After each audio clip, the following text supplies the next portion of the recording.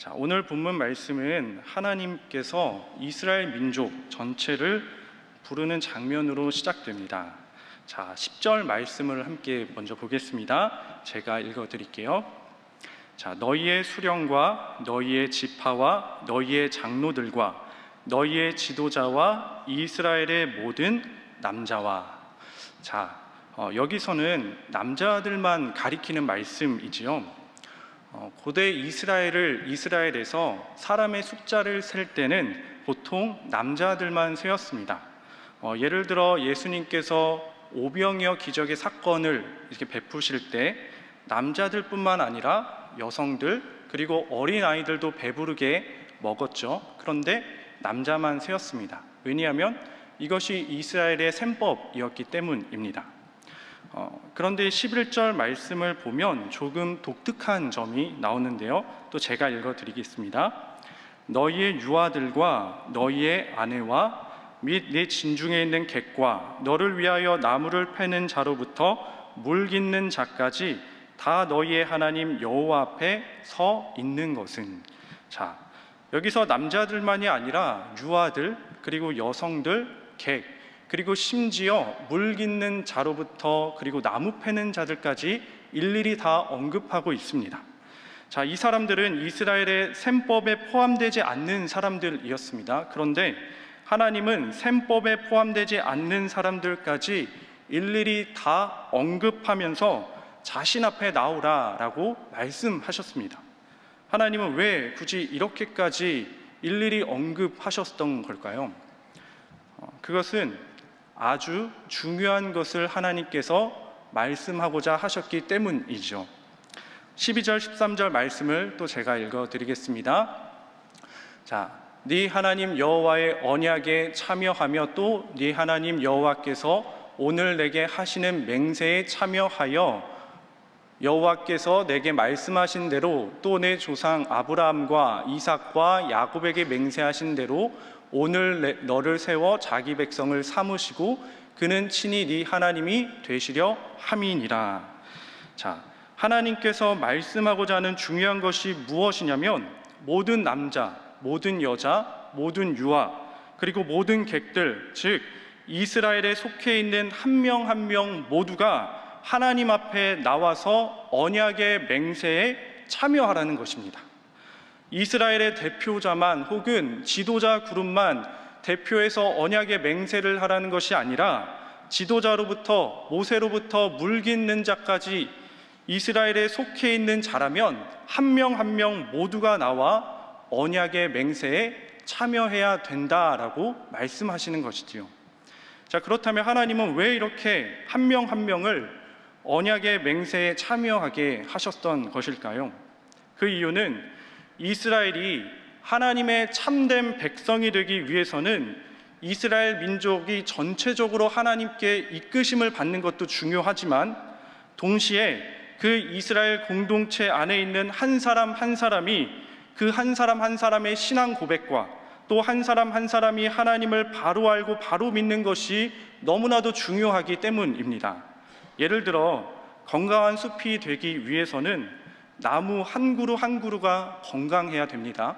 그리고 그 건강한 나무 한 그루 한 그루가 조화를 이루어야 건강한 숲이 되는 것이지요. 이스라엘도 마찬가지라는 것입니다. 다시 말씀드리지만 이스라엘 민족이 하나님이 원하시는 그 참된 백성이 되기 위해서는 지도자들만 하나님을 잘 섬긴다고 하여 참된 백성이 되는 것이 아니라 이스라엘에 속해 있는 한 명 한 명이 하나님을 잘 섬기고 하나님을 바로 믿고 또 하나님을 진심으로 사랑하게 될 때 이스라엘 공동체가 건강한 공동체로 참된 백성으로 자라나게 된다라는 말씀입니다. 그리고 이어서 오늘 본문은 아니지만 오늘 본문 말씀의 다음 말씀을 보면 징계의 말씀이 나옵니다. 이 징계의 말씀 역시 이스라엘의 지도자인 모세에게만 하는 말씀이 아니었습니다. 지파의 수령들에게만 하는 말씀도 아니었고 남자들에게만 하는 말씀이 아니었습니다.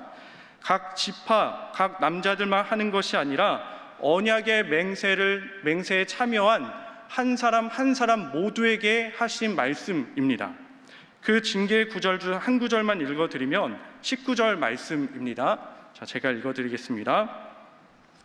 이 저주의 말을 듣고도 심중에 스스로 복을 빌어 이르기를 내가 내 마음에 완악하여 젖은 것과 마른 것이 멸망할지라도 내게는 평안이 있으리라 할까 함이라.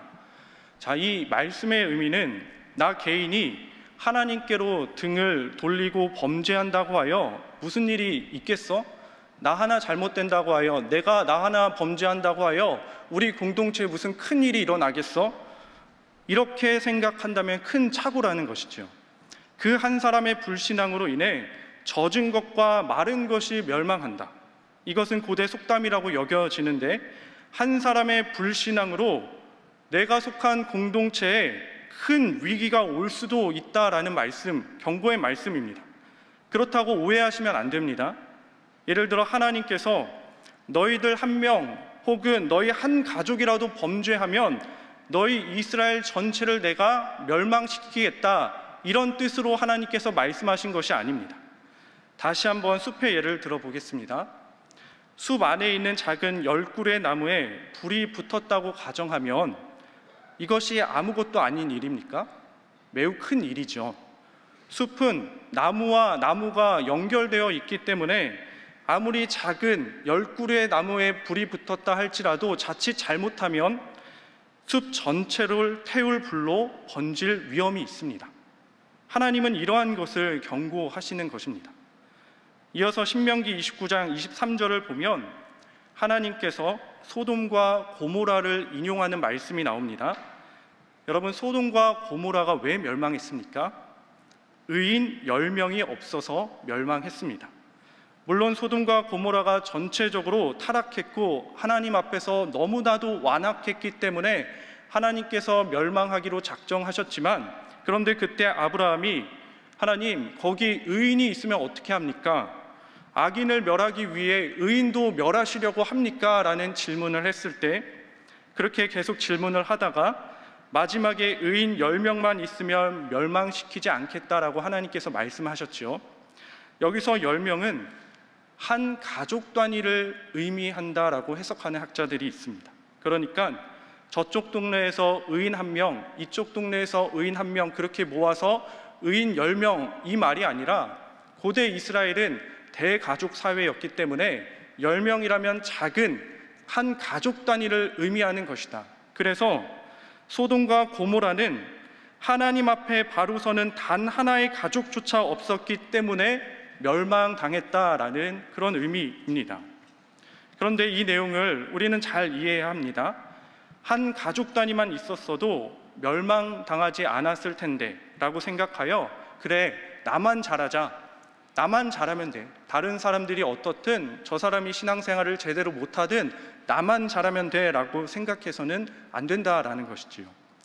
만약 숲이 대부분 황폐하게 되었어도 10개의 건강한 나무가 견고하게 버티고 견디고 있으면 그 10개의 살아있는 나무로 인해 그 숲은 시간이 비록 오래 걸릴지라도 작은 희망이 있습니다.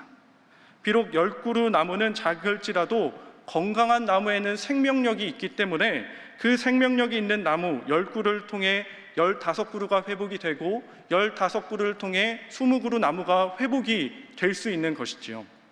한 사람이 혹은 한 가족이 하나님 앞에 바로 서게 되면 그 사람의 선한 영향력이 내 곁에 있는 사람에게 영향을 주어 그 곁의 사람도 하나님 앞에 바로 설 수 있는 계기가 만들어질 수 있다라는 말씀입니다.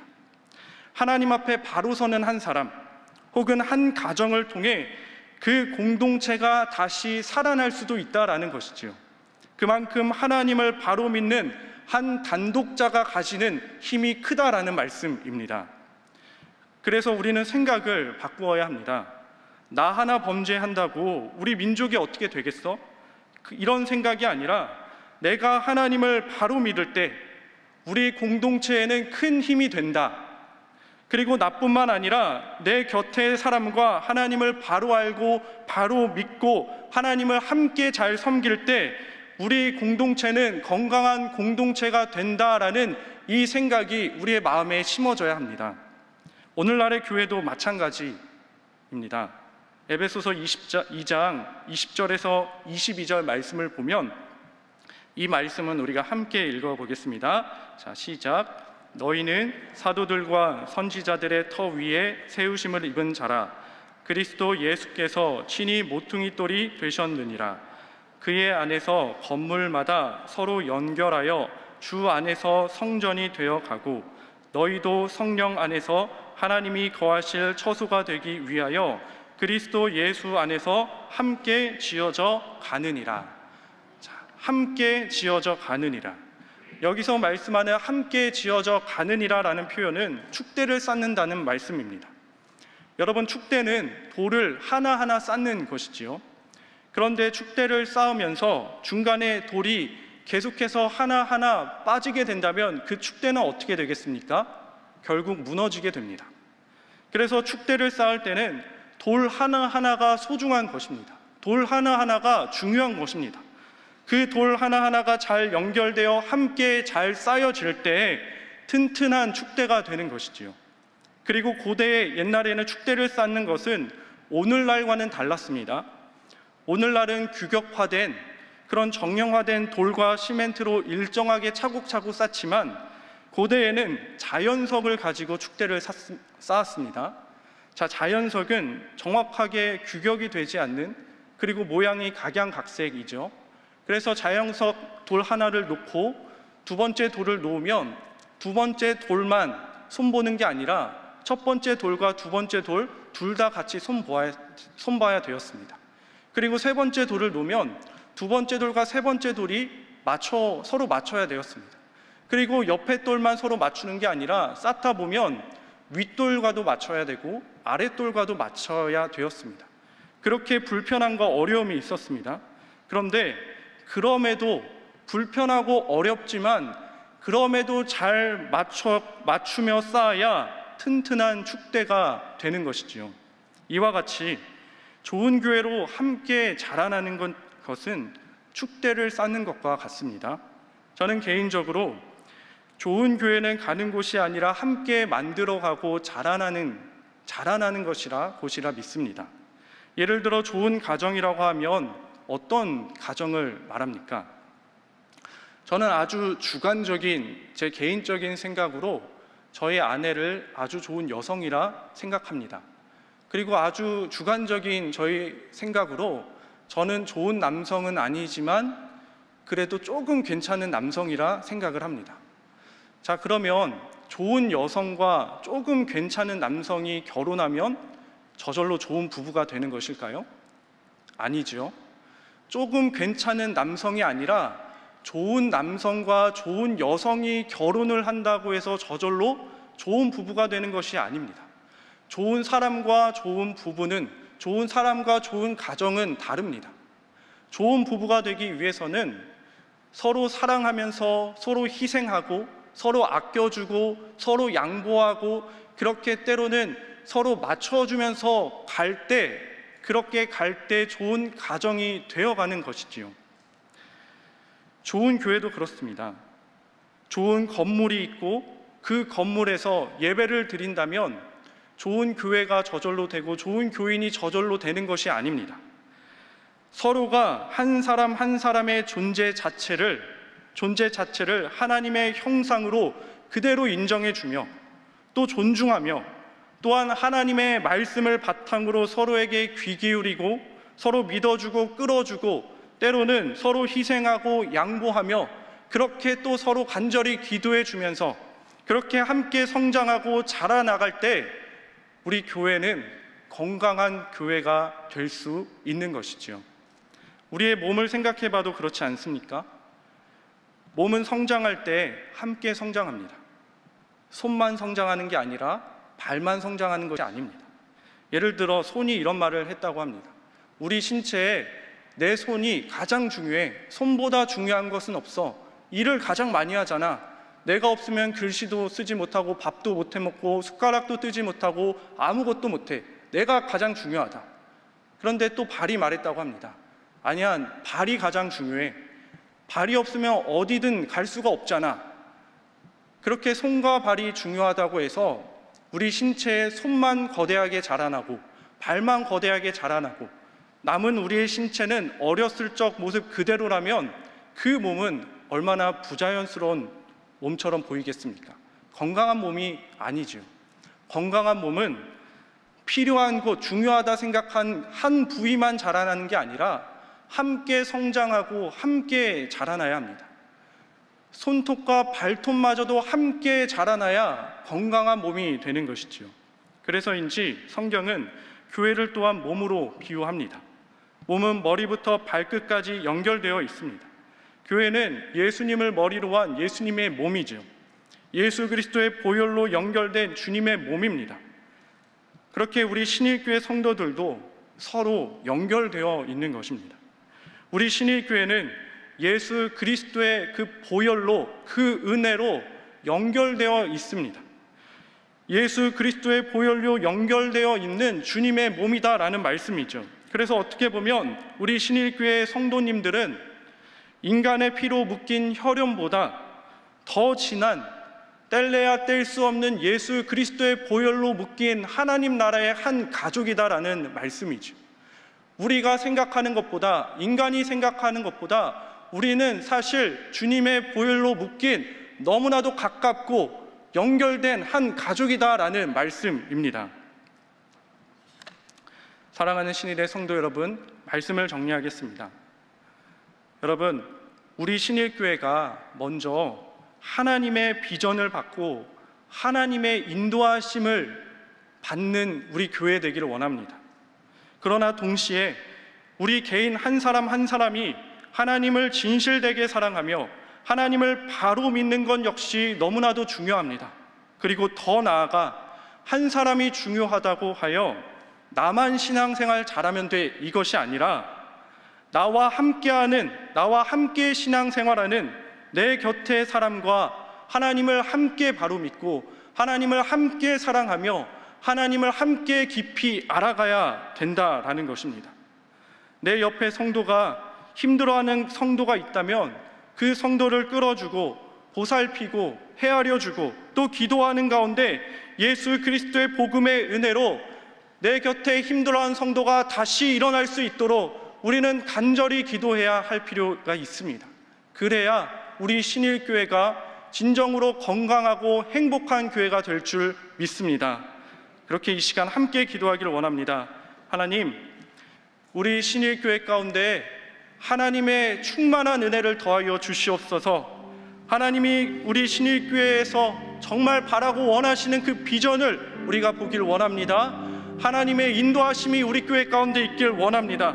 또한 나 한 사람도, 우리 가정도 주님을 바로 알고 주님을 바로 믿고 주님을 진실하게 사랑하는 가정 되길 원합니다. 더 나아가 나뿐만 아니라 주님께서 우리의 마음에 눈을 밝혀주셔서 지금 우리 구역에, 우리 주변에 신앙이 흔들리는 우리의 지체를 바라보게 하여 주옵소서.